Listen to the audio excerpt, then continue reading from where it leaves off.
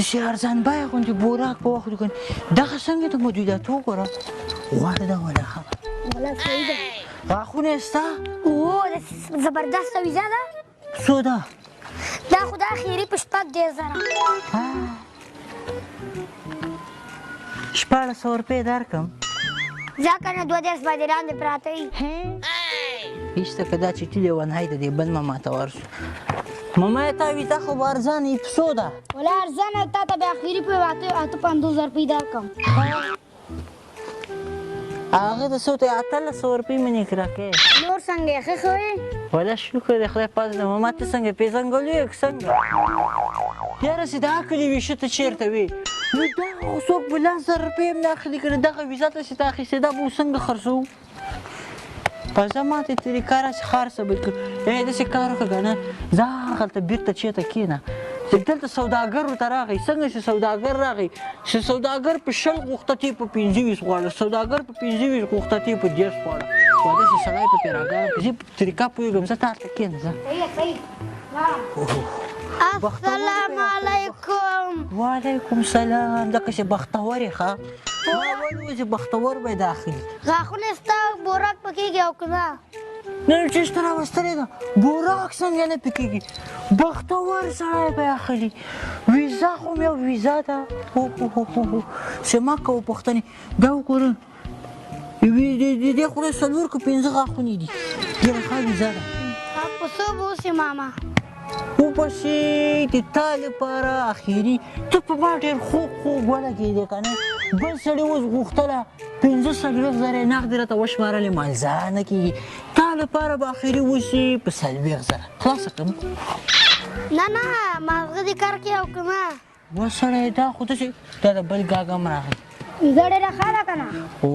ویزه څنګه ښه ویزه نه ته داسې وګوره وګوره دا پسو ریټ ده تا ته به یې درکړم اخري په 40,000 روپۍ دغه د بل ګاګ هم ولاړ ده ورته خو تا خلاص یې که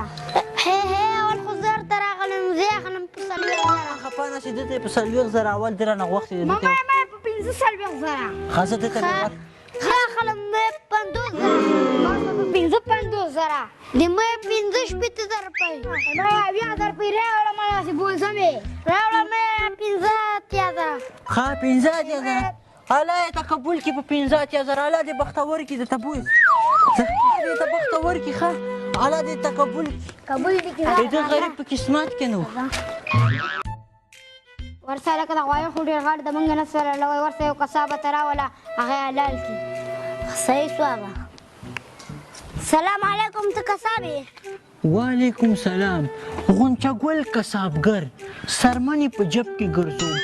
غویان سیرلان ګډان چرګان میان چې څه شي راته ښې ډایرکټ چاړه درته پرې راکشکاږم اډر کوم کساب ماما موږ کور کې غوايه داسې راته حلال کړي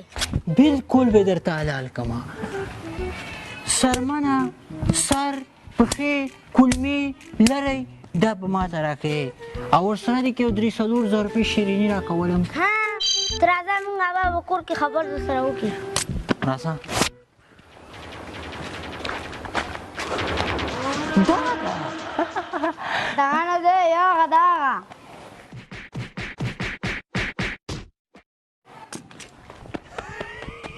څنګه چل دا حلالوی یې که نه زه یې چاته پرېښودم بیا دا په څو ده ماما دا په 20,000 دا رقم یو 15,000 ښه ماما دا په څو ده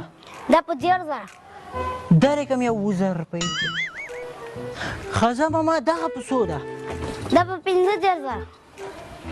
دا رقم 8,000 روپۍ هلکه 8,000 روپۍ ماما ما خو هغسې نرخ معلوموو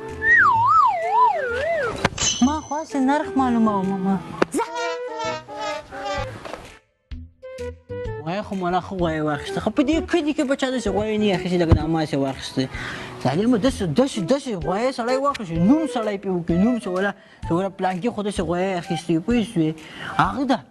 زه به ورسره څنګ که ودرېږم فیسبوک ته یې کیسونه وخېږه ښه یو 30-40 تنیا کیسونه یې فیسبوک ته ورخېږه چې خلک هم خبر شي که نه چې ولا داسې غوایه اخیستې ده هو که نه ابا خلک بوراک د نوم لپاره نه کوي ثواب لپاره یې کوي داسې غریبان به وي هغه به بوراک تر پې هم نه لري وړکې هغه سلاجه خو جوړه ده که نه چې بیا غوا خوږې کېږي چې 8 میاشتې خورو